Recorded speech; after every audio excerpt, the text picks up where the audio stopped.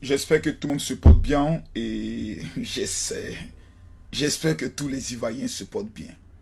Le nouveau phénomène Tidiane Thiam. Sans que les gens du RHDP ne sachent, c'est que plusieurs influenceurs qui étaient des influenceurs RHDP sont en train de virer non pas au PDCI, mais dans le mouvement intitulé la Tidiane Thiam Gang, sans vous en rendre compte. Hier, j'ai vu au niveau du parc d'exposition des ministres, le ministre de la Jeunesse, le ministre de la Communication, j'ai même vu le tout-puissant ministre maire de Koumassi et autres organiser, je ne sais pas si c'était un congrès au parc d'exposition, si c'était un colloque ou si c'était une assemblée générale. Et pratiquement tous les discours étaient en train de tourner autour de la personne de Tidiane Thiam. C'est-à-dire, je me suis assis et puis j'avais envie de dire à ces cadres du RHDP, est-ce que vous êtes conscient de ce que vous êtes en train de faire? C'est-à-dire, je m'assois et puis je me pose la question de savoir, est-ce que vous êtes conscient de ce que vous êtes en train de faire? Le président Henri Konan Bédié est décédé. C'est-à-dire, il n'est même pas encore enterré. Le PDCI RDA, dont vous avez pratiquement pris certains de leurs cadres, sont en train de se chercher, sont en train de se reconstituer. Ils décident de chercher un nouveau président. C'est une affaire interne au PDCI RDA. Un parti qui essaye de lutter pour ne pas être enterré. Tidiane Thiam est considéré aujourd'hui comme plusieurs Ivoiriens et plusieurs membres du parti du PDCI RDA comme l'espoir de ce parti pour un jour reconquérir le trône présidentiel. Vous êtes à pratiquement 12 ans, pour ne pas dire 13 ans, de pouvoir. Vous avez réalisé des choses qu'aucun parti après Houphouët-Boigny a pu réaliser. Vous avez aujourd'hui un acquis. Dernière élection municipale, vous avez battu des records extraordinaires. Vous avez le brave Tché, l'ancien directeur général du FMI, économiste émérité reconnu dans le monde. Vous organisez une tribune. Vous passez chacun d'entre vous, venez parler de Tidiane Thiam. Est-ce que vous-même, cadre du RHDP, vous êtes sérieux? C'est-à-dire, la même erreur que le PDC a commis hier contre Alassane Ouattara, qui toutes les visions, tous les discours, toutes les propagandes étaient anti-Ouattara, sans vous en rendre compte, comme, excusez-moi du mot que je vais dire, mais comme des gamins à la récréation, vous êtes en train de commettre la même erreur. Je ne sais pas ce qui vous arrive. Vous êtes, finalement, je ne sais pas. Certains membres du RHDP ont besoin que je vienne les délivrer. C'est-à-dire que je prenne l'huile d'onction pour mettre sur la tête et puis chasser l'esprit qui est en train de les amener à pouvoir commettre une erreur. Bon, je prends un exemple simple. Touchons du bois. Aucun de nos pères politiques n'est éternel. Le président Bédié est parti. On touche du bois. Le président Bédié, plutôt Babo, on peut le dire peut-être que demain ou après-demain, ou dans 5 ans, ou dans 10 ans, nous lui souhaitons longue vie. Le président Alassane Ouattara, qui n'est pas aussi éternel, peut aussi partir. Ça veut dire que nous sommes tous assis maintenant, et puis on se réveille le matin, et puis on dit un tel n'est plus là.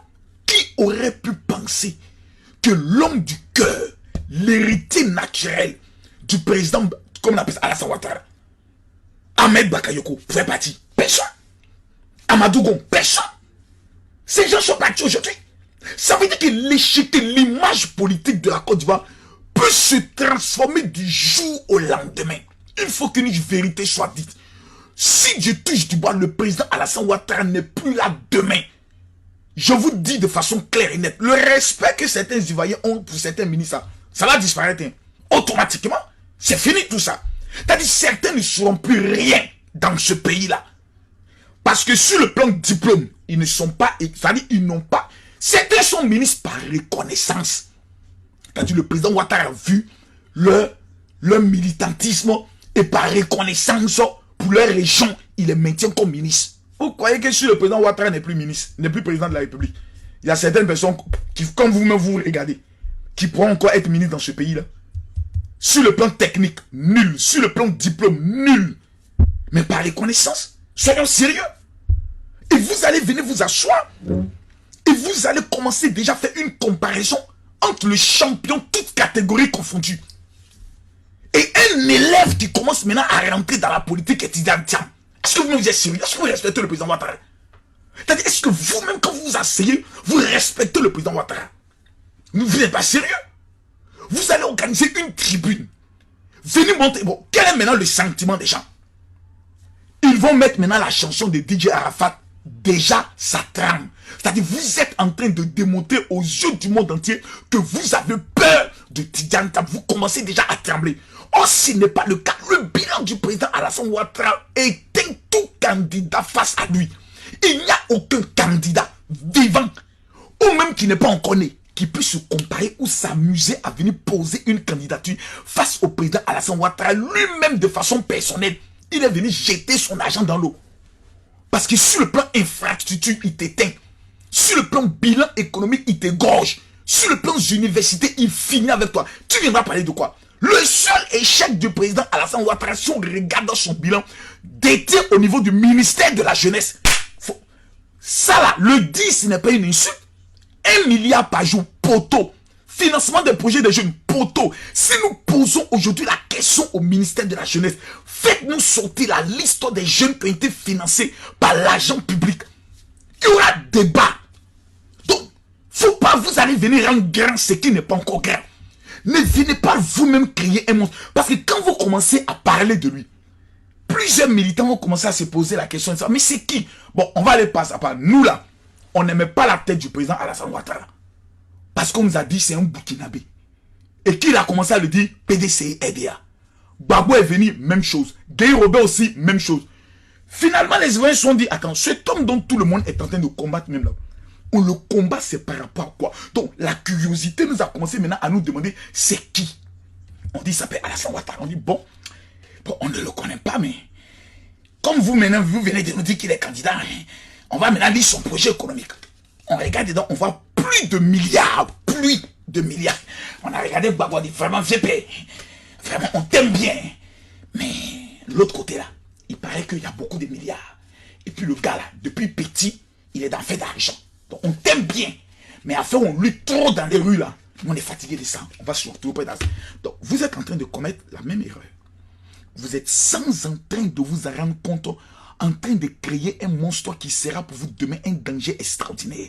Si vous commencez à l'attaquer, si vous commencez à le rabaisser, l'Ivoirien aime la victimisation.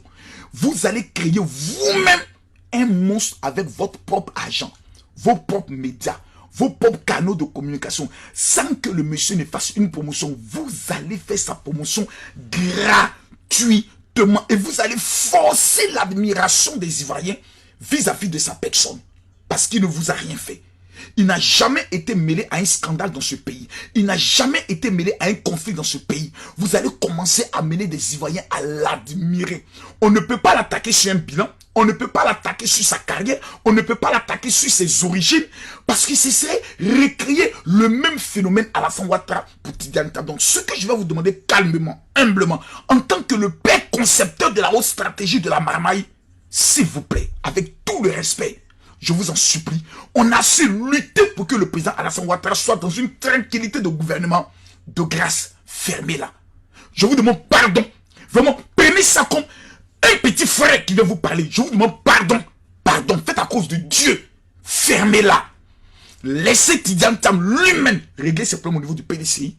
Et lorsqu'on dira demain, il y a une élection présidentielle, la seule promotion que vous devez faire, ce sont les acquis, le développement, les actes posés par un homme qu'on appelle Alassane Ouattara.